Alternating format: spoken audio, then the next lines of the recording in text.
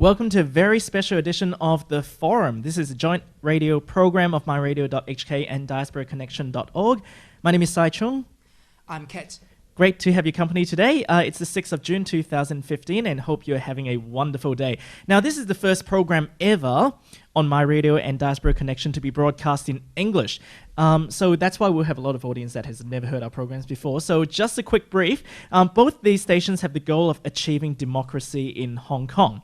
And the reason for this particular show is that I've been asked by the chief editor of the program to conduct an interview with a very special guest who joins us today. Now, I'm sure you've heard about him because this thing that he started has made headlines all around the world.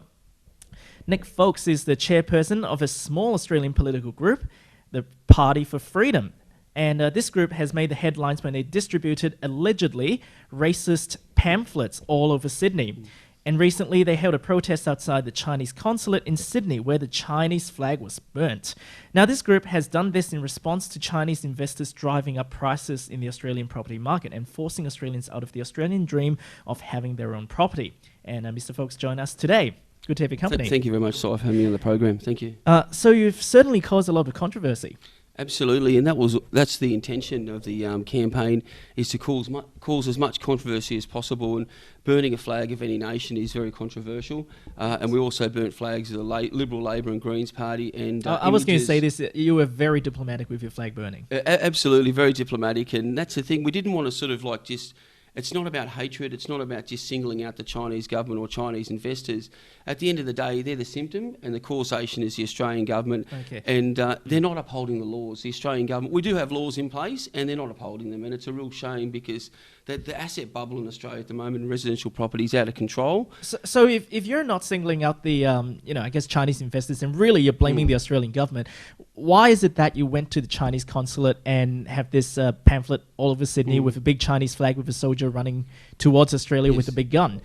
Well, the Australian government doesn't care about what I have to say or what other Australians have to say. And so you're hoping the Chinese government could step in? Well, no, I wish that they would. I wish I could appeal to their senses, but I don't think I can, sort of thing, or our party can.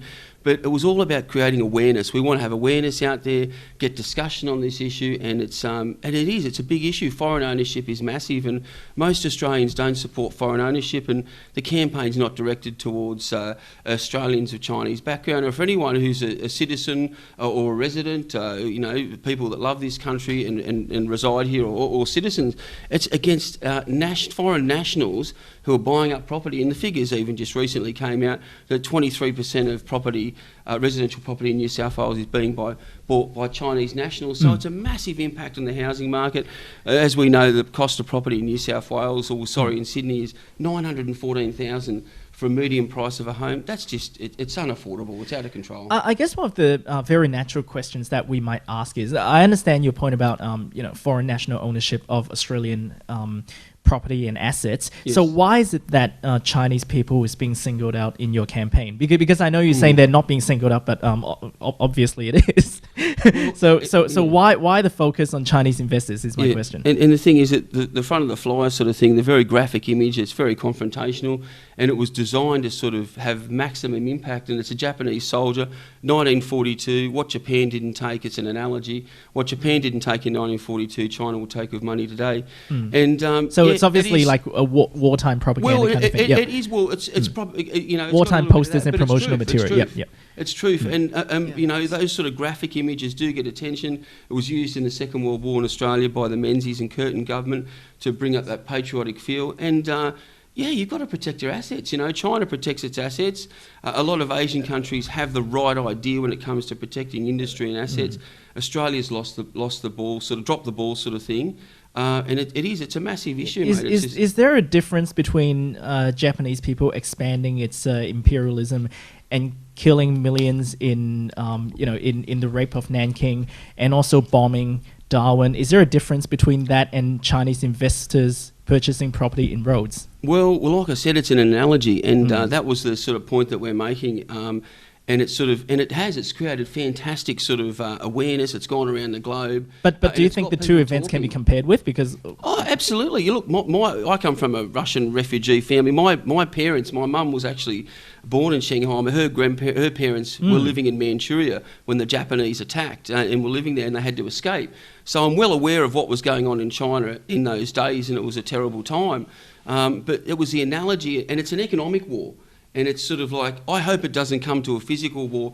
But when you have an environment where you're putting two different entities together, a massive sort of 1.4 billion Chinese sort of thing that have got, there's a lot of people who have purchasing power. 10 million of them expressed an interest to buy property in Australia on that website Juwai.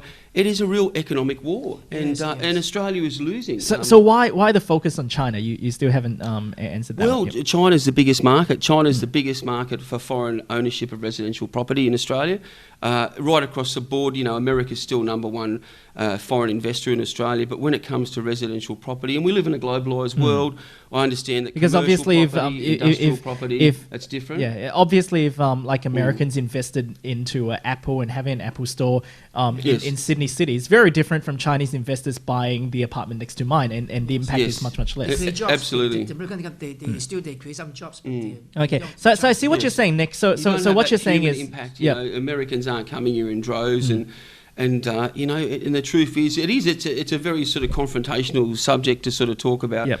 People coming in, the demographics of Australia changing, and especially in Sydney, locals being priced out, and that's the truth. And I don't know how to package it in such a way. If we're going to be sort of politically correct, we wouldn't get the attention that is needed on this important issue. That's true, because if you were politically correct, you wouldn't be speaking with us today, because I would never have heard of you.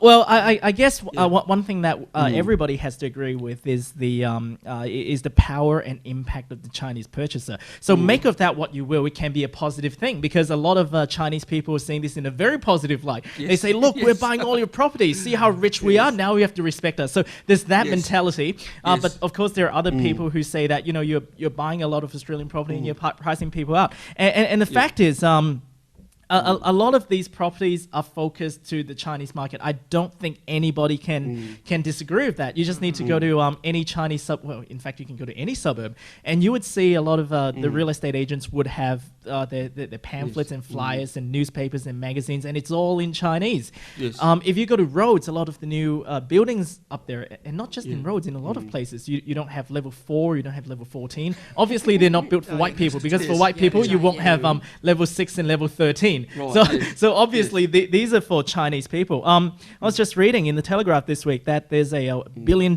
Chinese investment boom in the Central Coast. The Central Coast, and there's a record price of $3.4 million at a Mount White property, and the local agent there said that out of 14 potential buyers, 11 were of Asian descent, and in Kellyville, Kellyville, if you don't live in Sydney, Australia, is basically like 10 years ago it's all farms. There's like nothing. If you want to live in Kellyville, you want to live in a very big house and away from the smokes. That's what you want to do. But they're going to be building a 41 meter high apartment block there. It's very not Kellyville. It's very not Kellyville.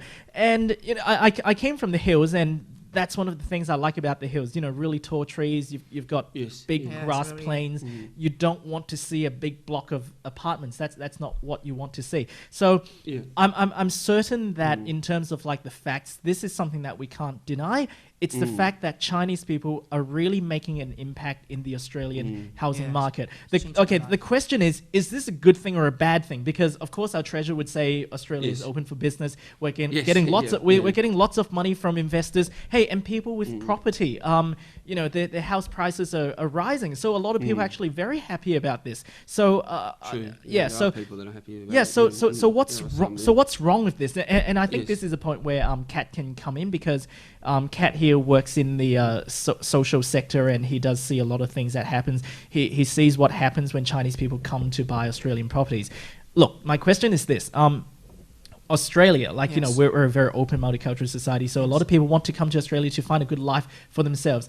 Do we have, is the fact this, there's a lot of Chinese people who want to come to Australia, they want a good life for themselves and the children, and they're ready to take up the Australian way of life, and they're just buying a house.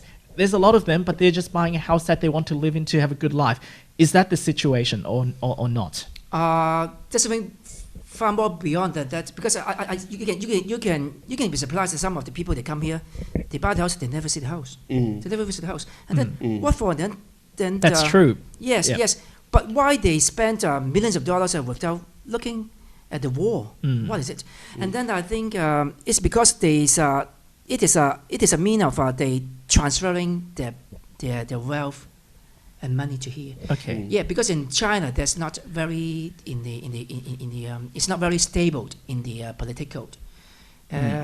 So there's still some political battling or wrestling in the government in there, and it doesn't give a very secure future. That any movement can change the total situation, and the people that they got money in the bank or they got houses, it's not secure. Okay, so Anything you're can be saying, wiped for out. example, I'm a government official, and I won't talk Yes. about corruption here, but you're saying, for example, if something happens, if there's like a political situation that affected me or my bosses, I can just lose everything. I can lose all my everything, and property. you got no argument, you got no debate, because this is it's a one party, and then Yeah. there's not. I see China has a very high prosecution rate. That's right. So, yeah, Yeah. that is, yeah. And So, the law doesn't protect people; it just protect the rulers. So what you're saying is, in that case, that's something very reasonable. So it's not like, oh, they want to come in and take you over. It's really just a very reasonable self-interest thing, right? Yes. So for example, I'm like a rich person in China. I don't know whether or not someday all of this will be gone. So I need to transfer my wealth to a safe economy like Secure Australia. place, Yeah. Australia is a very good choice because we are very free economic, and it's a free and very secure country. Everybody here, we got secured by the government, by the constitution, and we are safe. We feel very safe here. Yeah. We live here, we're very safe with money or whatever, properties or possessions. And then so what they do is that they instead of digging a hole in the ground to hide their pleasure, they Yeah. find another place. They come to and dig the backyard in a house. Yes, yeah. Okay. And so they transfer all the money here. And then because they have to transfer huge money, because all the monies, all the coins, all the wealth in China, it could be wiped out, anything. It's not secured. Yep. So what they want to secure is to put every coins into our country here. Yeah. Okay. And so this is So the problem still exists in China too, like they're the not- last yeah. resort, because the property, because it involves a huge amount of transaction of, Yep. of money, and so that means the property market is their choice.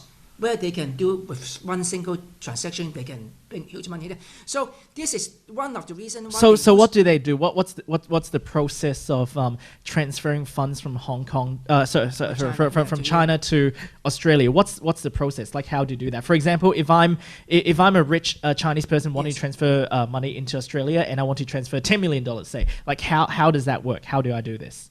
Because from the property market, because I can buy house and the properties and the market and the So I just because- buy a $10 million yes, house. and also because Okay. it's a Chinese traditional, because people they love bricks and walls and everything. They Yeah.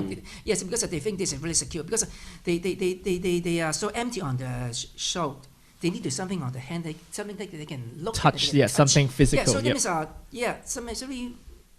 So have you seen or have you witnessed any situations where people have tried to transfer a lot of money into Australia through the property market? Yes. There's a lot of people. They buy a lot of house and properties here, because the purpose is they want to transfer a lot of money here, and they try to use the property purchase, the property buying, and then they want to, so that they can transfer a lot of money. So because the property, I can buy a house and I can even buy a very high price, so I can bring a lot of money to here. For example, if I give you something, one of a case in my experience, that if people selling at 1 million, I don't mind to pay 2 million. Okay. Because if I buy million, the rest of the million I have to stay. Okay, well, do these Chinese investors or owners, do they realise that there's a feeling in Australia that's sort of growing opposing that? Do they? I want. Sorry, I'm so sorry, Nick. I want to hear this story because it sounds interesting. Back to your story. So there is this $1 million property for sale, but the person would be willing to pay $2 million for this property. Yes, because I can bring all my cash here. If I 1 million, I left half in the China, and that's not secure, and then I don't feel safe. So what happens then? So what I say, I'm willing to pay 2 million instead of 1 million. Okay. A bargain, and then I pay 2 million. And then of course I have some secret deal, and then so that means for the extra 1 million, that means maybe I get 80%, you get 20%. Okay. It's a win-win situation for me and the seller. So if I'm the vendor, I own the $1 million property. It's only worth $1 million, and most people would just buy $1 million. You would say, hey, I'll pay $2 million for it. Yes. But in fact, when I get the $2 million, I give you $800,000 back, and I get $200,000 extra. Is that what you're saying? This is a win-win. Just if we look at the security between us, it's a win-win situation. But what about the other competitors on the market? They rush out. It's not fair. The market's distorted. And this deal is not open. It's not open. Okay, if it's an open deal that everybody can follow and do, it's fair. But now it's some under the table or something. That's not fair for the other people. Okay, I pay you $20. I can easily get it from China. I don't know you because I've got ways. But in here, the local people, we work hard. We save dollars. A dollar by a dollar, right? So that means it's unfair. Because for them, they really don't care about the they really don't care about the price. Yeah, it's easy for them. And they can actually create a market as well, because if they spend $5 million on this, the other properties might also rise in price, and they'll benefit in the long run anyway. Just bring in. There's a good reason and there's a good cause for them to bring more money in. Money in. Yeah, if the price go higher, they can bring more money in. That's okay. But it's not fair to the local people. That can't be good. That can't be good. It's not good for the local people, right? But for the real buyers, they're not good. Yeah. Okay. So Nick, sorry, you were going to say? Chinese sort of wanting to protect their assets and that sort of thing, and wanting to protect their money, but it's having a devastating effect on the Australian people. And it's not our responsibility to protect the assets China, of Chinese people. There needs to be reforms in the courts and in the financial markets, and it's just it's not our responsibility. But it is becoming that. You know what I mean? Because now that with all this sort of investment from overseas, especially from China, people just can't compete, and it's just distorting the market. And already this week, with sort of after having the protest, there's been a lot of publicity. Yes. But there's been a lot of negative news about the property market and also banks overlending. So, we've got this economy, a crap economy built on sort of an asset bubble. I think banks overlending might be another issue, because obviously these purchases we're talking about aren't people who need to borrow money. So I think it's important for everybody to be focused on the issues. They are borrowing money because they're trying to get a foothold in the market. Yeah, absolutely. And, there's an agency, Monica too, and she's got an agency called Black Diamond Concierge. And she says that, look, we're a one-stop shop, this is not just property purchase, this is migration, legal matters, we can help you out with your schools, it's everything. So, it's just sort of like buying property for a lot of mainlanders too is a visa lounge to migration. Sure. So Nick, can you tell us what you're trying to achieve with this campaign? So obviously, was it last week you went to the Chinese Consulate? That's right. We had the protest out in front of the Chinese Consulate. So can you tell us a bit about it? Because both of you were there. I wasn't, but both of you were there. It was quite a successful one, and then because we can bring our voices, and then the public can hear very clearly. Yeah. I was hearing that previously there were getting hundreds of people, but only a dozen or 2 dozen show up. So I can explain that. Yeah, is that campaign unsuccessful? No, not at all. The media attention's been fantastic, and there's been ongoing discussion about foreign ownership in Australia. But we had a protest page, an event page on Facebook, and it just got out of control. The sort of the comments on there were just abusive, and they weren't about the issue. And it was an open page, I believe, in full democracy, but people had a lot of Chinese students on there getting their other friends to sign it, and it just got out of control, and I was getting death threats and people calling me up. And so we took it down and made it a private page, because I just couldn't sit there all day just deleting comments. And, the dynamics of the protest changed too. I got a phone call from police in the morning, and they said, look, the anarchists are going to be there, and wherever we go, these so-called anarchists turn up, sort of thing, because they like to sort of be obnoxious. But everything changed where, both ends of the street were cordoned off. We had to access the protest area from the other end. There was a petition in the middle. So we had about 30 people there, which was quite productive, and a lot of people couldn't get through. So that was sort of like, held numbers back. But the most important thing was just getting that message out there and being targeted, and that's what we achieved, and I'm grateful that we're able to do that. I also read that because of the Chinese, they can pay dollars for the student come to rally against us. They try to make it as a confrontation or maybe a wrestling around the street. On the street, and then they try to distract the attention from the media. If people just keep shouting or just confrontation, yes. then the media will concentrate on reporting about what's happening in the venue or whatever there, and then we may have enough time to talk about our words, and then so this is we make a very good judgment. So you're saying that on the day you did get the message out rather than the message of we had a fight. Yes. Some people they can pay to ruin our. Yeah. Well, that's what they're trying to do, and apparently it's been very successful in the past. So that it is very smart to make some. Yep. And the thing is too, like in April we had a protest out at Fairfield Showground, Australia's first Halal Expo. We went out there because we oppose halal and cruelty to animals sort of thing, and it got out of hand there, and we got attacked, and it was sort of witnessed on TV, and there's a police investigation. So we're about, it's not just about foreign ownership, it's a cross-section of issues sort of thing, and when we hold a protest, great way to get attention, and we get that sort of counter-protest, and we never... Our intention is never to have violence. We want to get the message out there and be constructive about it. But our opponents descends into violence, and it's just the way it is. Okay. Well, I think you've made your point. And thanks so much, Kat, because we're just going to have a swap over here with Jeff, who's going to join us in a sec. Because the reason why we're having this swap over is because I'm, Nick, not sure whether or not you'd be surprised at this, but in fact, many Asians, notably people from Hong Kong, Chinese people who very much agree with your campaign. In fact, in Hong Kong's Apple Daily newspaper, which is the city's most read newspaper, it posted the news about your event in the Consulate of China, and the subheading said, "Even the Australians have had it." Be assured that not everybody thinks you're racist. We're going to have a look more at that this race thing issue. But I think one thing that's really interesting for our Hong Kong and other Asian listeners is what's the I guess the Australians' view of mainland China with the red flag and the stars compared with, say, Hong Kong people, Singaporean Chinese, Malaysian Chinese. Do you see a difference? And I think Jeff wants to expand on that one. Yeah, because like a lot of my Hong Kong mates are very interested in.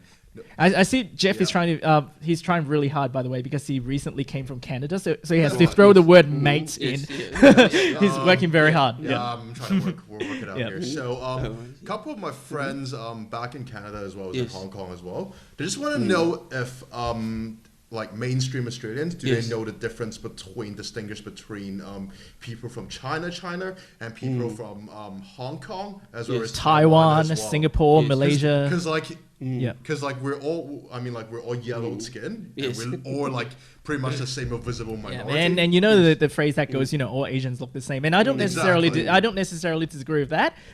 We get confused all the time as Asians.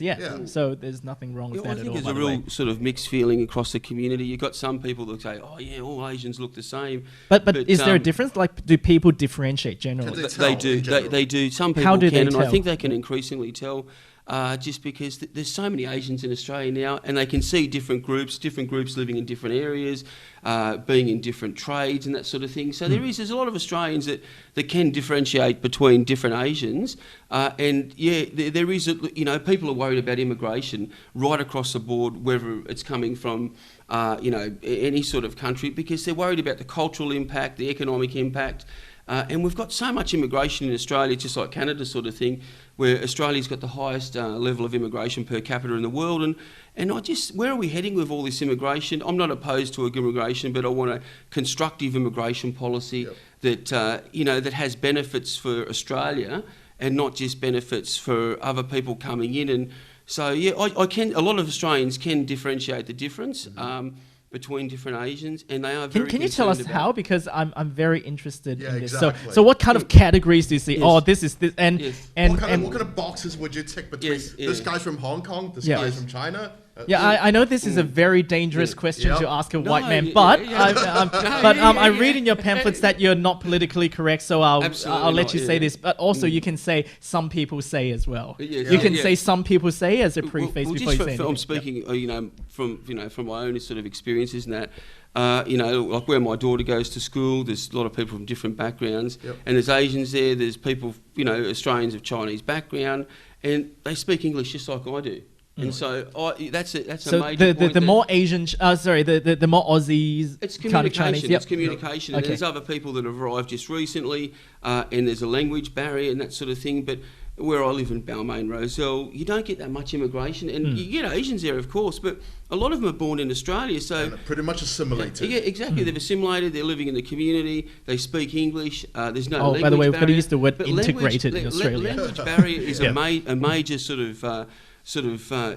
problem for a lot of communities just coming here. And when they stick in those little communities, and there's no need to assimilate or to learn the English language, because they can access all government services in different languages, the council, they really don't need to speak English. And so we've got a parallel society. Okay. So my question is, even if, so basically you're differentiating between, so can you differentiate between, for example, like a mainland Chinese who speaks English and a Hong Kong Chinese who speaks English and a Taiwanese Chinese who speaks Singaporean English? Yes, I can with the fashion, the fashion that mainlanders use is a little bit different, so I can sort of distinguish that.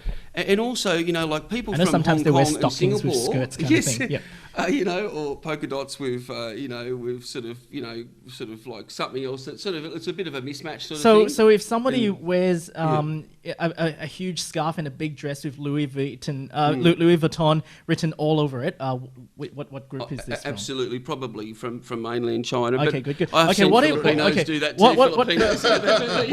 What about an Asian girl that you can't really tell whether or not it's a guy and a girl with thick rimmed glasses like this one and a hat, and with trying to go hipster style. That's right. Is that where would this person be from? Well, probably I'd say probably from Hong Kong. I see. He knows his stuff. He knows his stuff. He's been pointing out like the. But the funny thing, because I lived in Japan for 1 year, and it was a very interesting experience. I lived there in the early 90s. It was the bubble days, and I saw that firsthand. You saw that thing coming in. Yeah, the real estate and this massive explosion of wealth on borrowed money, and money going to the stock market into real estate, and I've never seen so much wealth. And every time I go back to Japan, they had that lost decade, and I don't want to see Australia have this huge deflationary period, a lost decade, but I can, getting back to your question about different Asians, I can distinguish the difference between different Asians. What about behaviour and communication? Normally, would you say people can spot that in the general community? Because I just want to know. For you to do that, do you think like it's easy for normal Australians? Yes, I think I think it is, because there's Asian people everywhere in Australia now, and I think probably 20, 30 years ago, sort of like people just sort of put them all in the one sort of box and just said, they couldn't even differentiate between Japanese and Chinese in one stage in the 80s. That's like my days. Yes. When I was 80s, that's exactly right. But these days, people can notice a difference, and there's some, like Hong Kong people and Singapore people, Malaysian, they're more willing to sort of speak English. They've got sort of the fashion they wear. They seem to be a little bit more, definitely more willing to assimilate in the way that they'll live in suburbs where there's Australians. Mainland Chinese are sort of concentrating in different areas, but the massive influx of mainlanders too coming into some of these suburbs, the demographics are changing so fast because such huge numbers.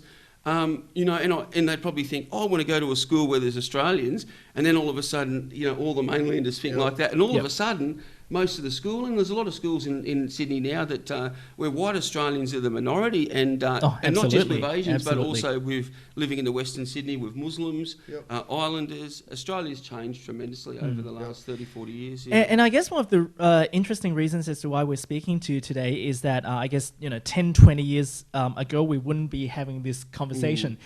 Immediately, Hong Kong people, Taiwanese people, whatever, if they see anything like this, they said Chinese, like everybody immediately assumes it's racist. But I think the Asian the Asian community in Australia has really grown up in the last couple of years, and we're really starting to differentiate between what's spin and what's truth, and this is something that we want to have a look at today. And the reason why, as to a lot of Hong Kong listeners from my own program, I've got no personal views on this, but from my own program, agrees with a lot of things you say. And let me just give you an example. I was just reading I was just reading online today from it should be a New York Times, but it reported that there's this apartment in Hong Kong, which is only 160 square feet. So if you're in Australia, you don't know what a square feet is. Basically, it's 15 meters squared. It's very small. It's very small. That's a room. Isn't it? Yeah. It's a bit cubicle, and it's just slightly bigger than a car. Okay, that's how big it is, and it's not in a massively expensive area. area It's a rather humble area. Facing the sea. It's not anything like that. Just a normal humble home, okay? Very humble home, in fact. And it's just sold for 650,000 Australian dollars. Go figure. Crazy. Yeah. Go So one of the reasons as to why Hong Kong people would listen to you and say, look, even the Aussies have had it, or yes, I agree with this guy, is the fact that they're really having it worse in Hong Kong. And of course, another issue in Hong Kong is that mainlanders, as I said, are driving up prices not just for housing but also for rent. And more seriously is that it really affects the social fabric. And I think some of it is happening in Australia. I'll talk about that in a sec. But for example, in Hong Kong, in the past, I could just go downstairs and go to my favorite cafe, for example, Hong Kong style cafe. Yeah. But a lot of them have been replaced by jewelry shops or makeup and cosmetic shops and pharmacists. So gold, the reason is because they come here and buy gold. The reason is because they don't trust Chinese gold. That's why they need to go to Hong Kong. And the person who's selling the noodles or making breakfast can't be there. So you've got to go down 2 streets, and everybody is being priced out, and the price of food goes up because of a supply issue. And but they even have protests in Hong Kong. Absolutely, and also even for daily essentials, mainland shopping. So even for daily essentials. And you would have seen this in Australia as well. Chinese tourists or people who live in China, even international students, buying up milk formula for babies and shipping it over to China. Supplements, and all that. So of course, what we're seeing in Australia is just 10 times worse in Hong Kong. And if you have a baby, you can't buy formula. And it's really affecting daily life. And what's happening in Sydney is you're seeing all of these shops just popping up around the place and replacing the shops that we're used to. It's a mailing service for people in China, and basically you go in and you buy Manuka honey and milk powder, vitamins, and sheep oil, QV cream, and stuff like that, and sending it off to China. They even do the sending fee, so everybody who goes in there, just has. It's a very profitable export business. It is, Well, it's good to make export money, and I'm happy that people are buying Australian products and that sort of thing. But that's replacing a lot of the displacing stores. a lot of daily vitals that a lot of us and and the thing is this: as an Asian, this is very, very embarrassing because I get no part of this because if I do get a part of this, I'd be I'll be going forward. I'd be very happy for that to happen. But I play no part in this. Hong Kong, because like you said, you've got limited space. Oh no, you can't do that in Hong Kong. The noodle bars are gone. It's all about sort of just the changing street landscape and. Like that has been in my area, but I can just imagine. But the changing street landscape is happening with people coming in. Think of Ashfield. Think of just on Sussex. It's changed amazing, so much. Exactly right. And I guess one of the things that Hong Kong people in Australia are concerned with, and they're concerned as to whether or not they should join your movement or even to speak on things like that, is that they're not part of this. They're in fact victims of this, and many can't buy their own homes. They're the victims of this, but they're concerned that. Regular Australians, mainstream Australians, would see them as this same group, and I guess that's one of our largest fears. This is the concern, and my question is this something that Hong Kong people or Malaysians or Taiwanese, even Japanese people, because Japanese people need to make a point when they go overseas that they're not Chinese these days. Should they be concerned? They clip a badge on their backpacks and they say that they're Japanese. That's right. In that case, and we put Australian flags as well. Oh, for sure. Sold that on our backpacks. I think definitely a lot of Australians sort of because most I think can differentiate the difference between mainlanders and that sort of thing. But they're just concerned with immigration right across the board because we've got so much immigration at the moment and so much Asian immigration. And the truth of the matter is that in another 30 to 40 years, if you want to say white Australians, will no longer be the majority population. And North American call them white dots. Yes, unfortunately, exactly. Is that a problem? Is that a problem though? So for example, do you find like there's Jeff here and myself, like I grew up in this country, I came here when I was 6. So and I'm in fact very, very conservative, much more conservative than all of my white friends. And I love this country, and I'm more patriotic than most of them. I go to Anzac Day ceremonies. We're proud of you here. I go to Remembrance Day ceremonies, and I even have a picture of the Queen on the wall. I'm just telling you that today, okay? Why do you mind people like me being here? Well, it's not about you, and you're already here sort of thing. My problem is people coming in. We've got to absorb the people here, assimilate them into the community sort of thing. But when you have mass immigration, you can't do it. And it's not just Australia. It's happening in Western Europe, it's happening in Canada, it's happening in America, right across the globe, especially the Western world. And you replace the identity, you replace the culture. It'd just be like in China, for example. If millions of Africans or Australians move there, and of course they might say in a generation or two, but the culture changes because identity is culture. But there are a lot of Hong Kong people, there are a lot of Asian people they assimilate, and they like the Western way of life. I see many more liberties, Asians, and particularly refugees or even skilled migration people who come from a skilled migration program, who are much, much more patriotic and who are much more thankful and appreciative of what this country offers than many white people. And particularly when I went to university, I'm seeing all the green-haired Greens burning the Australian flag. I didn't see any Asians doing that. There are many more Asians and people of other races and groups that are that love this country even more than white people. So do you think that there are more traitors in your race rather than... There are a lot of traitors, and the people have been manipulated heavily by sort of ideology and also government policy. But university is not a true representation of society as a whole. That's true, but if you look at what's being said in the media... It's full of lefties sort of thing. But so is the media class and what's happening in education. There's so much sort of like... There's so many foreign students, and Australia's got the highest penetration of foreign students in the world, so it's not a good representation of Australians. And our universities too, look, people go to tertiary education or colleges and that sort of thing to sort of further their education. But, we've got an education system in Australia that is for sale. Yep. You can go to you can get your education, and then you've got full work rights. It's just insane. Like, we don't have enough jobs here. Yeah, I understand this. People on temporary visas in Australia. Australians are missing 457s exactly. Yep. There's about 1.2 million. And it's just insanity. And there are some Asians who do identify as Australians, and I want these people to speak up. So my question is, why is this a race thing? Do you know what I'm saying? Like, so obviously there are white people who hate this country. Yes, unfortunately. And that's a fact, and that's obviously the issue. And you know what the issue is. There are a lot of these people in education, in governments, and and I'll give you my experience as well. Yeah.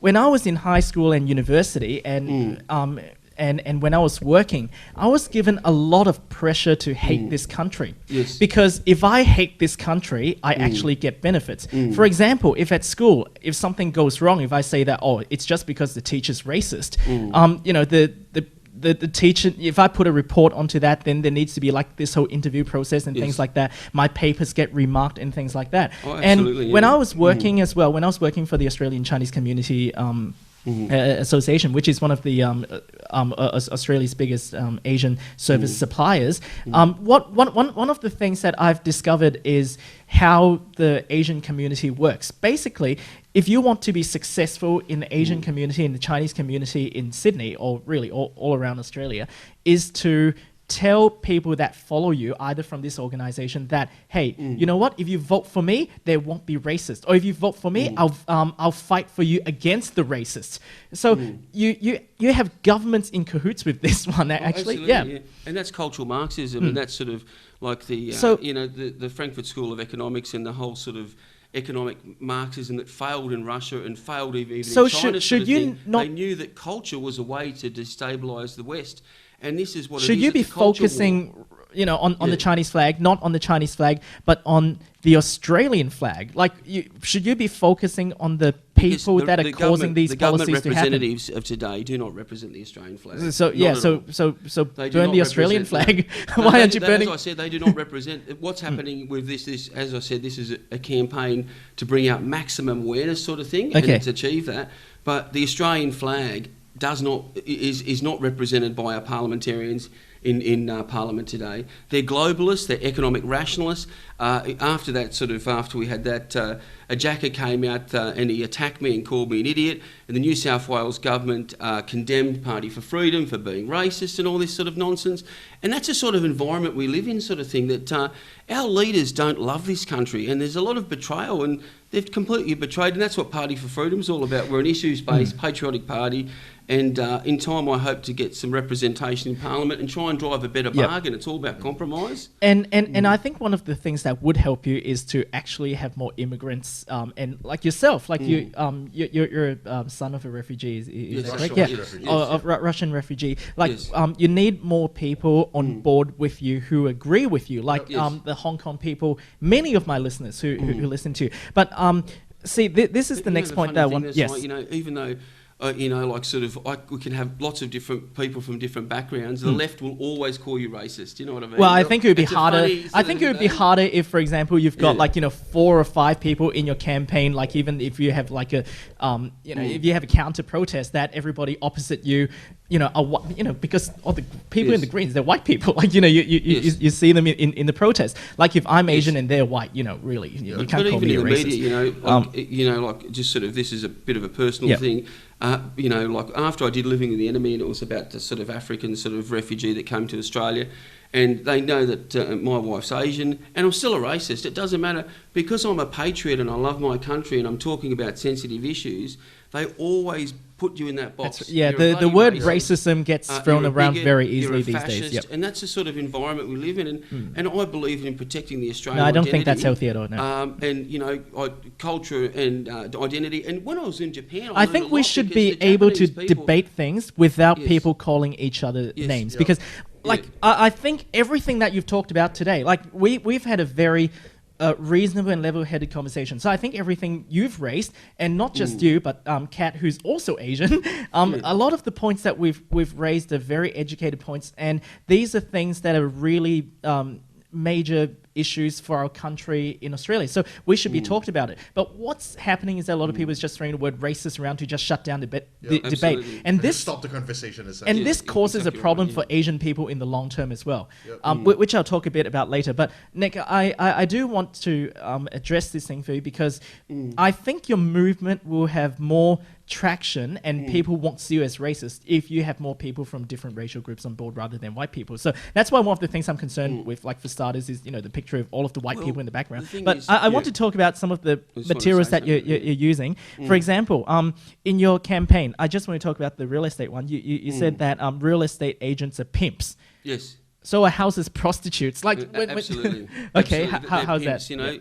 Look, and like you were talking about before, there are some people that are benefiting from all this sort of foreign ownership in Australia, and the property sort of market, well, the real estate agents, the pimps, are sort of like, they're benefiting massively because they're making huge commissions, and it's just been an explosion of sort of real estate agents and a lot of sort of ones that, even in the paper, you look in the paper, seeking Mandarin or Cantonese speaking real estate agents sort of thing, so they can tailor that package towards mainland Chinese or say Hong Kong Chinese to a lesser degree. So that reality exists, sort of thing, and it's just sort of there are people making money, but that doesn't mean that everybody's overall better off, sort of thing. And we have I understand that. Yeah, we've covered all that. Yes. But is pimps the right word to use? Absolutely, they are. They're pimps. They're prostituting Australia. Okay, but is that the right word to use to gain traction in the community? Oh, absolutely. You have to use sort of hard language sometimes, and I'm not politically correct. And when you deal with the Foreign Investment Review Board, and it's funny, the people there sort of talking, the bureaucrats, look, we have that many problems with people. We can't.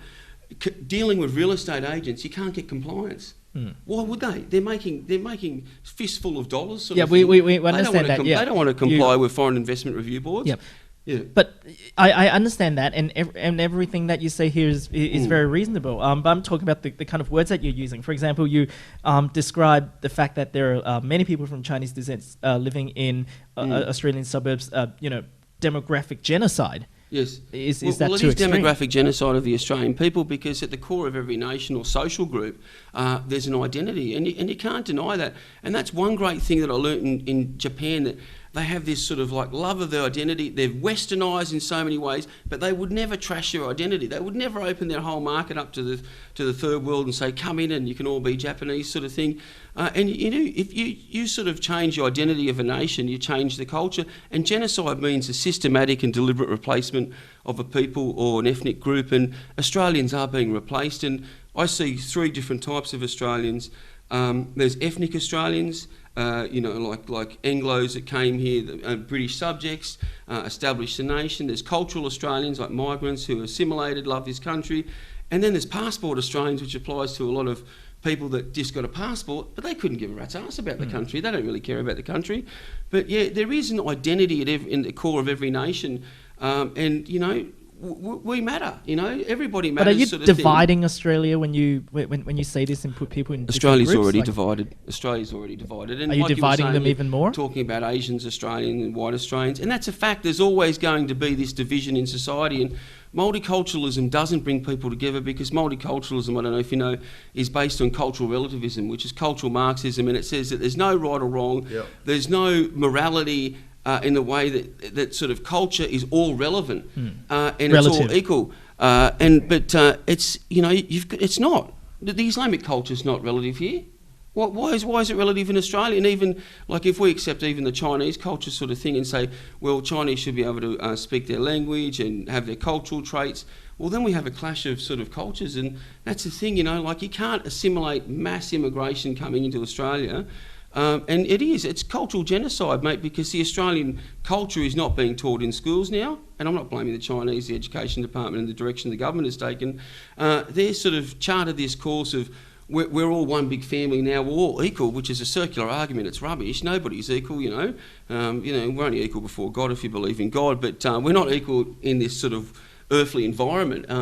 But yeah, you can't say that all cultures are equal. It's ridiculous. Yeah. And that's what multiculturalism, that all cultures are equal. And I don't accept that argument. Yeah. But genocide is that too strong of a word to use to describe that? No, absolutely not. Who is genociding who? I mean, obviously, like when you have genocide, it's one government or one group of people saying we've got to destroy this other group of people. But when it's the Australian government.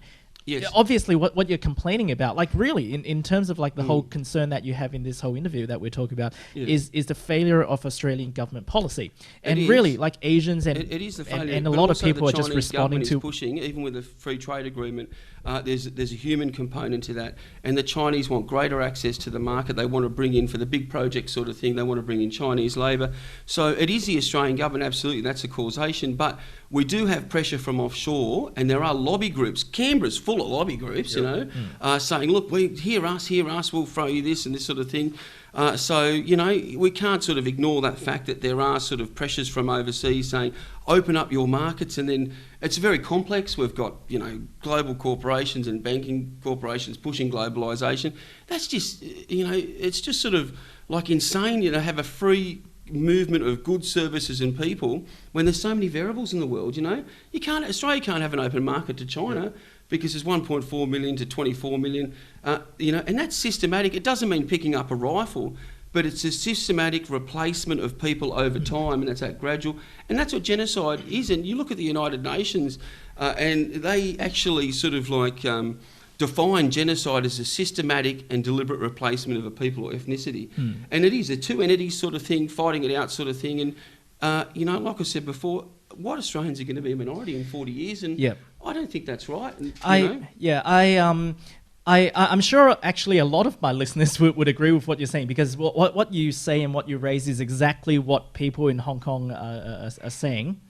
But and one thing that I want to add here is like I'm disturbed and I'm very.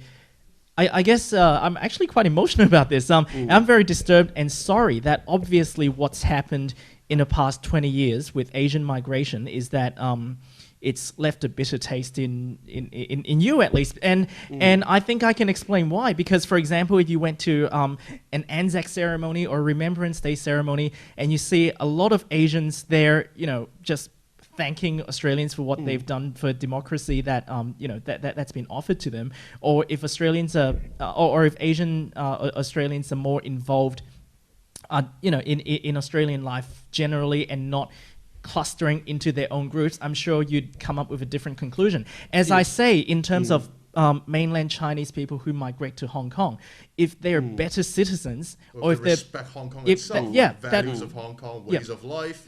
Rather, it's different for Hong Kong people because.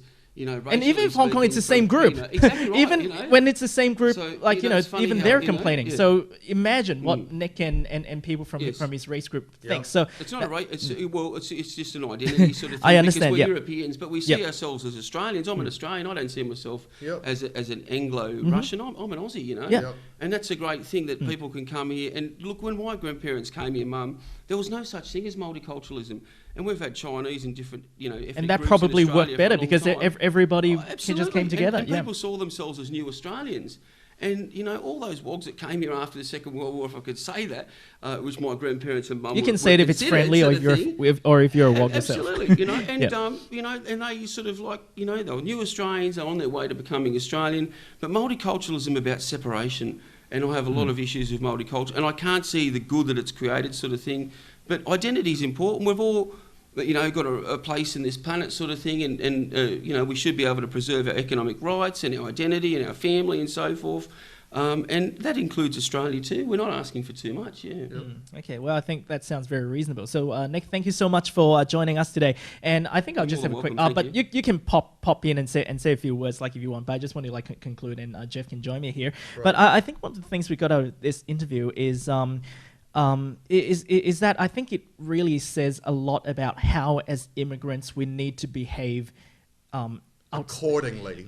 We need to behave. So if you're an Asian, regardless of where you come from, Hong Kong, China, Taiwan, or wherever, when you come to another country, you have to respect the laws and be thankful of what that place has given you. And this is exactly the same kind of expectations that Hong Kong people have from mainlanders who go and live there. So I think one of the things that have concerned Nick here today is that the Asian community has not tried its best to integrate into the community. And I think what he's also trying to say is, correct me if I'm wrong, is not necessarily the group's fault, but it's more of an issue of, the government's and the multicultural policies say, no, you can do whatever you want, it doesn't matter, you don't have to integrate, and if anybody forces you to integrate, that's racist. It's kind of like that issue. So I think this is too much immigration too, we and can't just absorb, it takes time. It takes time. Absolutely. Yeah, it takes time. And I think there are a couple of ways that we probably might want to think about responding. So firstly, one thing that I really believe in, when you see behavior that you yourself don't accept. For example, when I see these, Chinese stores being opened up, to export stuff to China, when I see these things, I don't like it. When I go to Hurstville and I see people, driving erratically and people just crossing the roads wherever they want. It's not only Hurstville, man. They're everywhere. But when we see stuff like that, they're everywhere. I don't like it. I don't like it. And I don't want the greater Australian community, particularly the mainstream Anglo community, every Asian is to like think that. I'm like that too. So what I should do is, and in fact this is what I have been doing, is that firstly I advocate and distance myself from it. That's the first step. So at least I'm doing this now. This is one step of me distancing. But also to be the people to point out the issues. I'll give you one example. Once I was in Hurstville, and there was this not old lady, she's in her 50s, but she just got some rubbish in her hand and just threw it on the ground. Just tossed it. Just tossed it. And I was just walking towards her and she was walking towards me, and in that split second I was thinking, should I pull her up? Should I pull her up? Well. Now, and the reason is this, because most Chinese people, we don't want to cause a fuss, like that's our culture. And I'm sure even if there was a white person who was walking down the street, like he wouldn't... They would just like turn a blind eye and assume like that she couldn't speak English. Yeah. But some people probably react and go, or they pretend they can't speak English. But what came through my mind was this: what if on the other side of the street Nick was there, or somebody who's a Western Anglo-Australian was there? If they saw this Asian lady throwing rubbish and this other Asian guy just walking past and not saying anything, what would they think? They would go, look, come on. All Asians don't care about rubbish, particularly we're in Hurstville. Why is there rubbish everywhere? It's because the Asians don't care. But if this person, I don't know whether or not there is this person, but if this person saw me picking her up and say, excuse me, you just chucked rubbish, which was what I did, imagine, like, this person would have a different impression of positive, Asian. yeah. You would have a positive. And I'm Absolutely. sure this is the kind of stuff you haven't seen enough. Is that what you're saying? Well, it's sort of like there's many issues, but that's sort of like, just one issue sort of thing. And Yep. I have noticed it, and I've seen people from all different backgrounds throw something, and I've said something, oh, that's not right, pick it up, put it in the bin. And they sort of might thing. just call you a racist. Well, I'm sure they will go, hey, hey, white man racist. Last week I saw a white woman throw rubbish as well. But why doesn't he say her? Yes, Huh? yeah.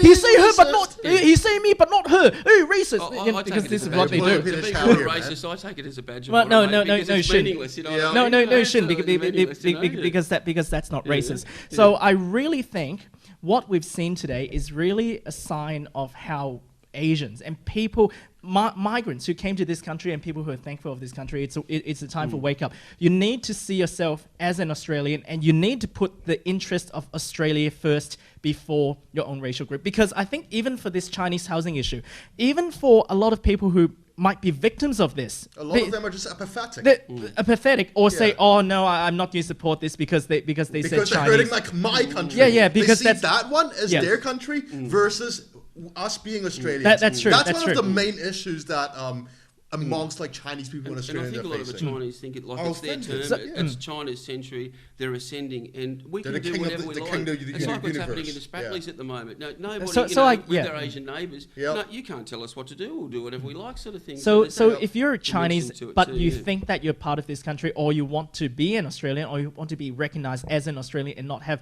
people say stuff against you, really the best way is Try to to be be one of them. Australian. Yeah. See, and when you see things like this, that's clearly hurting the country. Everything that we talked about, these are things that are harming the country. It's a fact. These are legal loopholes, and these are things that's harming the country. When we see things like this, we should call it out. It should, and I don't think Nick should be the one that should be calling this out, because, see, the thing is this: if he does it, he'd be called a racist. But when I do it, when Jeff does it, we won't be called racist, because obviously we're just calling out things for what they are. Yep. Like that Asian lady I was talking about who was chucking rubbish. It shouldn't be up to Nick or any white person to point this out. It should be up to another Asian to point it out. Because the angle is kind of different if an Asian is telling off another Asian. Because like But it shouldn't be like that, you know what I mean? Exactly. We should be able to cross these sort of We this should. racial We sort of should, but then- argument We that, should. you know, and Yep. the people that go for that racial argument all the time, it just shows me that they don't want to talk about the issues. That's you true. know? Yeah. It's just Yeah. shut they it just down, shut everyone shut it off like down, by throwing the yeah. our word. We should, but Yeah. for practical reasons, and also I guess for the community overall, like what you just said and like what you testified, you would see, like, you know, you would have a better impression of Asians if you saw another Asian stopping this Asian lady from chucking rubbish. So clearly, it is the benefit of this whole community, of the Asian community, if Asians, instead of saying, "Oh using no, people I with own I don't feel control on comfortable people. about this. Yeah. I don't feel comfortable about them using this Asian," instead of waiting for other people to complain about this, instead of waiting the government policy to really clamp down on you, you should be the first people to raise up these issues. Yep. Yeah. But especially the whole economic and social impact, and this thing with foreign ownership sort of thing, it's sort of like, you know, like I can understand people want to come here, but when it's having a negative effect on the people here, well, that's wrong, and something needs to be done about it. And Yep. the Australian government is not going to do anything Yep. about it. They really aren't. So we're just going to keep Opening campaigning even on a more. cross range Yeah. of issues sort of thing. Yeah. And I really hope that the time is right, that a patriotic party can get in there and get some good compromise, you Yep. know, because we do need to, you know, this Labor Liberal paradigm is just sort of, it's boring, you know. Yeah. It's not doing the country any good. Well, I don't agree with everything that you just said today, but it is such an honour to have you here with us today. And I think one thing for us to take home for all of our listeners today is that if you're an Australian citizen, your number one loyalty should be Australia. And particularly for me, because China never gave me a citizenship. China never gave me a citizenship, but Australia did. So my loyalty is for Australia. So I think if your loyalty is, if Australia is giving loyalty to you to give you citizenship and to believe in you as a citizen to vote on the future of this country, a right and privilege which I have, rather than another country that's never given you that right, or they've freaked you out so that you have to, or another country that hasn't given you this kind of loyalty, so you have to come to Australia, or you have to put your assets into Australia because you don't trust wherever you came from. I think you should also have your loyalty number one to Australia as well. So we hope you hope you enjoyed the program, and we will see you next time. Yep. Cheers. Thank you.